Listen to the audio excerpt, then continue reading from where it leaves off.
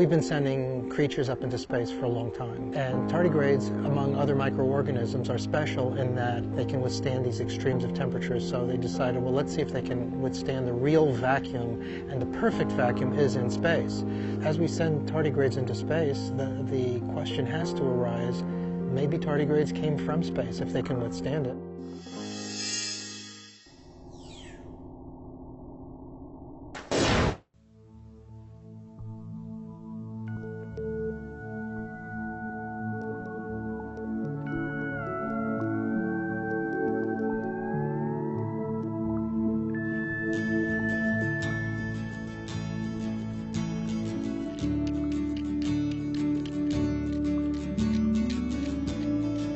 I consider myself a naturalist. I've been called a naturalist in a classical sense, which, for example, and I'm not comparing myself, but Charles Darwin was a naturalist. He made a contribution to science. So basically, I'm just an ordinary person, and I like nature, like most people do. And being in nature sort of wants to make me study it a little bit more. I wanted to make a contribution to science, modestly. I didn't think I'd do anything great, but something, maybe something that somebody hadn't done. And in just looking for various things to do, the word tardigrade came up. Didn't even really know what a tardigrade was till I looked into it.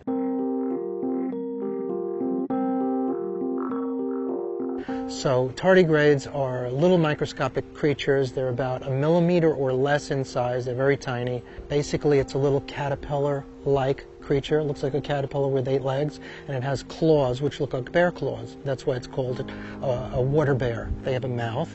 They have a digestive tract. They have muscles. They have a nervous system. So they're similar to us in that way. They're like insects in that they have that hard shell skin, which they reproduce with eggs, and then they molt their skin, and they use their whole body to facilitate digestion. We don't really know how they evolved. We can't even guess. We don't know what other species they're related to because they're so different. And of course, their ability to withstand, as far as heat, they can survive 120 degrees Celsius, which is 240 degrees Fahrenheit, 200 or 300 degrees below zero, vacuum of space, 1,000 atmospheres of pressure, X-rays, ultraviolet radiation. So the tardigrades can survive all of these extremes. Now, if you're looking for tardigrades and you want to find a good habitat, trees like this, which have deep furrows in the bark, are best. So tardigrades have gone into space where there is a perfect vacuum, and also there's a lot of solar radiation and ultraviolet and X-ray radiation in space, and it's very intense. It's something more than we can create here on Earth. So that was a great way to test them, and they came back and survived.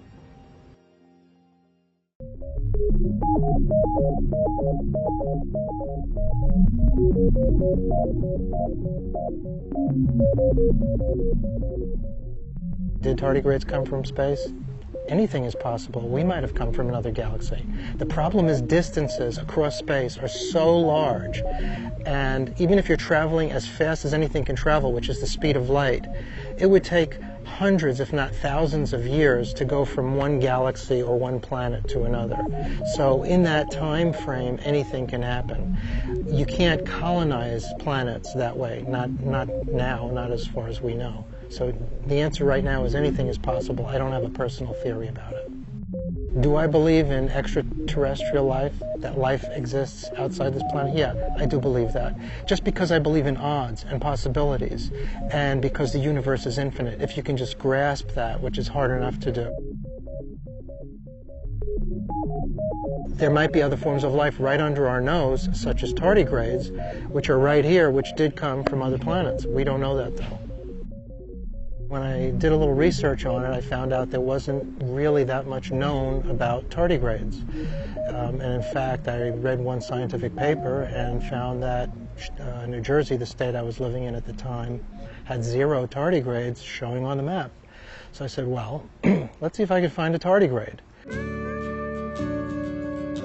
Visited all 21 counties in New Jersey and found that tardigrades are ubiquitous, which means they're everywhere. So I wrote a scientific paper, found various species, took photographs, identified the trees, their habitat, and that paper will be published soon. It's being reviewed now by one of the prominent tardigradeologists, and perhaps have even found a new species of tardigrade. So that's under review now. I've sent my slides off for analysis. Now wait a second. This could also be a good tardigrade habitat. This is just ordinary moss.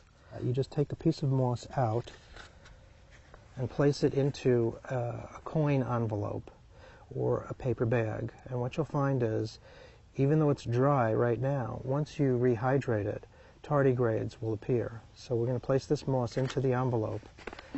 How do tardigrades go into what's called cryptobiosis or suspended animation? I mean, that's pretty fascinating. They just curl up into a little ball, they create a very hard shell, and somehow, some way within, there's a seed of moisture, a molecule of water that preserves them inside this encrustment. The lifespan of a tardigrade, if it was just moving around in the water and you were observing it, might be only 6 months, but because it dries out, rehydrates, dries out, rehydrates, dries out, rehydrates, this could be done over a period of many, many years. You know, this is how they preserve themselves. Sometimes they can be 100 years old that way.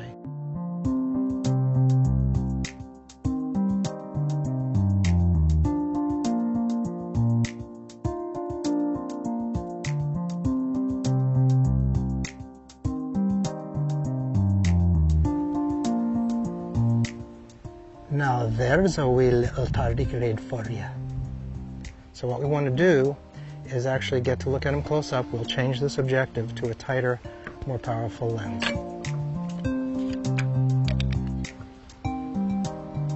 Okay, now let's see close up how he looks.